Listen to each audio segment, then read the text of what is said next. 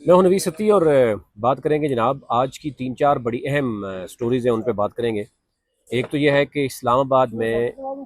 दारुल हुकूमत में एक बड़े माल में सेंटरस माल में एक खातून के साथ ज़्यादती का मामला है। अब वो हनी ट्रैप है,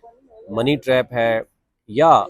जो कुछ इस वक्त बताया जा रहा है कि खातून जो है वो नौकरी लेने के लिए आई थी और उससे आगे से ज़्यादती हुई। इस पर डिटेल से ज़रा गुफ्तगू करेंगे। दूसरा ये कि वज़ीर आला के पी के सोहेल अफरीदी जो हैं वो आज अडयाला आए और फिर उन्होंने धरना देना शुरू कर दिया। और उस धरने के बाद साथ ही हम देख रहे हैं कि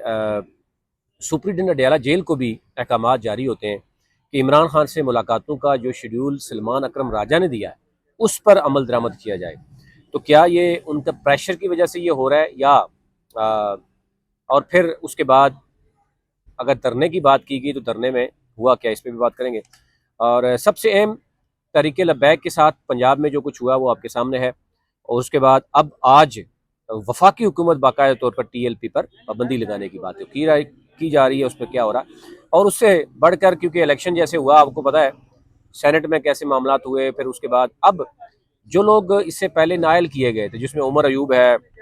जरताज गुल हैं, शिबली फराज समेत, यानी जो नेशनल असम्बली का भी अपोजिशन लीडर था या सेनेट में अपोजिशन लीडर था या पंजाब में अपोजिशन था लीडर था, सारे नायल हुए थे और उसके बाद उनकी जगह पे इलेक्शन हो रहे हैं। अब उनके खिलाफ बाकायदा तौर पर नाकाबिल ज़मानत वारंट गिरफ्तारी भी जारी कर दी गई। और ये तहरीक इंसाफ की तरफ से कहना है कि जनाब अब उनके अगर किसी की उसी हल्के में किसी की मां लड़ रही है, किसी की वाइफ लड़ रही है, किसी के अजीज़ो क़रीब लड़ रहे हैं, अब उनको भी जो है वो यानी इलेक्शन को सबूताज करने के लिए ये ज़माने यानी नाकाबिल ज़मानत जो है ना वारंट गिरफ्तारी जारी किए गए। और अगर ये इलेक्शन के वक्त क्यों जारी किए गए, अब क्योंकि इलेक्शन का शेड्यूल सामने आ गया। अच्छा जी, सबसे पहले हम बात कर लेते हैं जनाब, ये इस्लामाबाद में जो वाक़या पेश आया है ये क्या है। ये आयशा अशरफ, ये कौन है, ये खातून कहाँ से आती है, इसका ताल्लुक इस्लामाबाद में कब से है, या ये लाहौर में क्या करती रही है। इससे पहले जो है वो लाहौर में सेम नोयत के मुकदमात,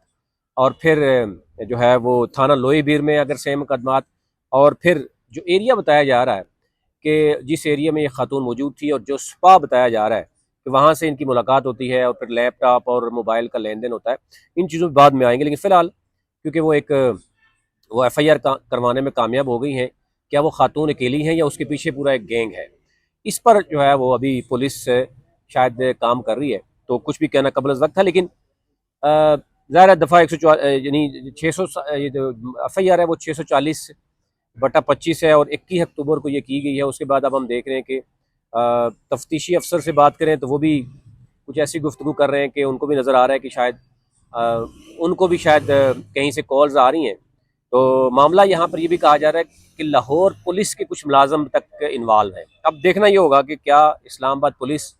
इस्लामाबाद में एक बड़े माल में जब ये इस तरह का मामला होता है और ज़ाहिर है कैपिटल का नाम आता है इस्लामाबाद पुलिस को, इस केस को बल्कि आज हम देख रहे थे कि नेशनल असम्बली में भी ये डिस्कस हो रहा था एक कमेटी में, और फिर एक खातून ने इस पर बाकायदा तौर पर कहा कि इस केस को एग्जाम्पल सेट करना चाहिए। अगर वो खातून वाकई इन्वॉल्व है, उसके पीछे गैंग है और ये हनी ट्रैप हुआ है, तो फिर इस केस को एग्जाम्पल के तौर पर होना चाहिए और इस तरह के वाक़यात नहीं होने चाहिए। क्योंकि बहुत ज़्यादा इसमें ये जो मामला हैं इसमें इबहम है, यानी थाना लोई बीर लाहौर और फिर ये मुकदमा, और इस मुकदमे में भी जो आप अगर एप्लीकेशन पढ़ेंगे तो थोड़ा सा आपको अंदाज़ा हो जाएगा कि ले मैन एक मैट्रिक लेवल का बच्चा भी समझता है कि पहले वो कहीं और मुलाकात होती है, फिर वो लड़के वही लेके आते हैं सेंटर्स में, फ्लैट में लाया जाता है छठे फ्लोर में, फिर वो कहती है एक एक शख्स ने ज्यादती की,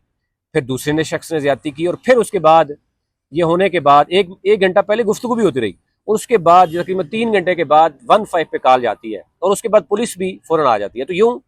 ये एक बड़ा कॉम्प्लिकेटेड केस है इस्लामाबाद पुलिस के लिए। और इसमें जब अब क्योंकि कुछ सेनेटर्स भी इन्वॉल्व हुए हैं, कुछ फीमेल पार्लियामेंटरीज इन्वॉल्व हुए हैं कि ये इस्लामाबाद की यानी जो इस्लामाबाद का नाम है और एक बड़े माल का नाम है, और फिर इसमें अगर ये इस्लामाबाद की हद तक बात नहीं जाती, एक पूरे पाकिस्तान का नाम आता है। तो अब देखना ये होगा कि इसमें जो कॉल सेंटर का क्या मामला है, सेंटरस माल का क्या मामला है और बाकी जगह चीज़ें क्या है। अब कुछ हद तक तो हमें नज़र आ रहा है कि इसमें कुछ मामला तो और हैं, यानी अभी तक चीज़ें सामने आ रही हैं। कोई लैपटॉप में कह रहा है कि लैपटॉप में कुछ उस खातून की वीडियोस पहले से और तस्वीर मौजूद थी, कुछ कोई लैप मोबाइल की बात कर रहा है कि वो खातून मोबाइल पहले लेके आई है। तो लेकिन ये सारी चीज़ें ऐसी हैं कि कुछ भी कहना कबल वक्त है। पुलिस अपनी तफ्तीश अगर अच्छे तरीके से करती है और इसको आवाम के सामने रखती है, डेफिनेटली जब देखें सोशल मीडिया पे कोई चीज़ चलती है तो अगर खामोशी पुलिस की जानब से भी की जाएगी, तफ्तीश प्रॉपर नहीं की जाएगी, तो ये चीज़ें फिर बढ़ती हैं और ख़तरनाक होती हैं सोसाइटी में। एनी हाउ, इसमें जो भी चीज़ें हैं अभी तक क्लैरिटी के साथ जब आती हैं तो आपसे शेयर करेंगे। दूसरी अहम खबर कि जनाब जो टीएलपी है पंजाब में बैन किया गया, 95 से जायद उसके अकाउंट मुंजमद किए गए, प्रॉपर्टी सील की गई। अब ये कहा जा रहा है कि जनाब उस पर वफाक भी पाबंदी लगाने जा रहा है। तो ये सूरत